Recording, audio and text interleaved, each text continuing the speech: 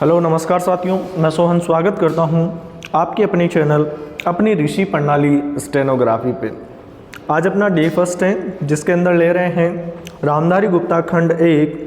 Dictation की गति होगी 100 शब्द प्रति मिनट। डिक्टेशन स्टार्ट होगा 5 सेकंड बाद।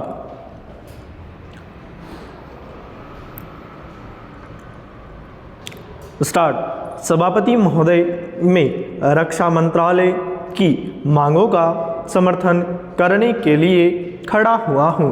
वर्तमान घटनाओं से पता चलता है कि संसार का हर देश अपनी सुरक्षा के बारे में चिंतित है और उसके लिए हर प्रयत्न कर रहा है।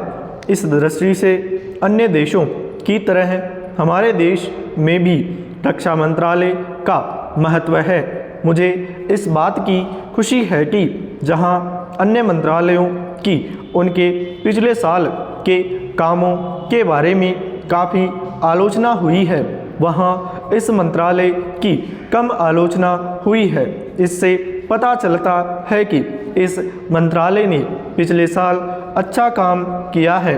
मोटे तौर पर किसी भी देश की सुरक्षा नीति का लक्ष्य यह होता है कि दूसरे देशों, खास तौर से पड़ोसी देशों के साथ मित्रता के संबंध स्थापित हो और हम एक दूसरे के मामलों में हस्तक्षेप न करें।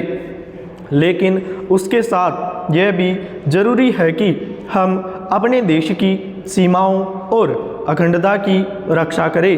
इसलिए हमारे देश का यह कर्तव्य हो जाता है कि हम अपने पड़ोसियों के कार्यों पर पूरी नज़र रखें, क्योंकि आज तक हमारे देश पर जो संकट आए वे हमारे पड़ोसियों से आए हैं।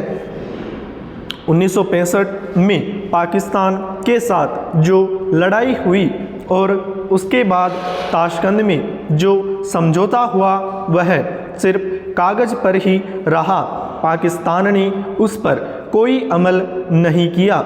इस दृष्टि से बहुत ज़रूरी है कि हम अपने देश की सुरक्षा की हर तरह से व्यवस्था करें।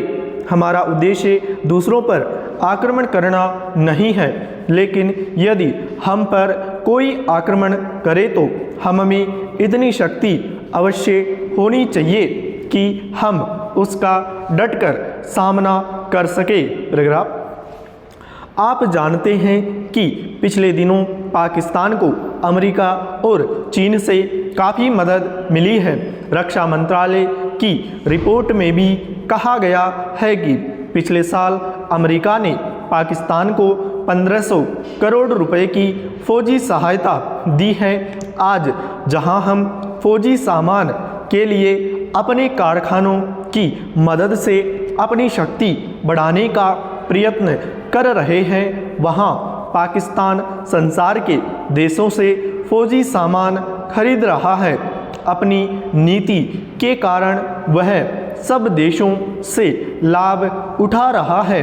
मेरा सुझाव है कि हमको भी अपनी शक्ति बढ़ाने के लिए संसार के अन्य देशों से अधिक फौजी सामान खरीदना चाहिए। आज तिब्बत की सीमा पर चीन की 1.5 लाख फौज खड़ी है। स्टॉप। पूर्ण स्टॉप।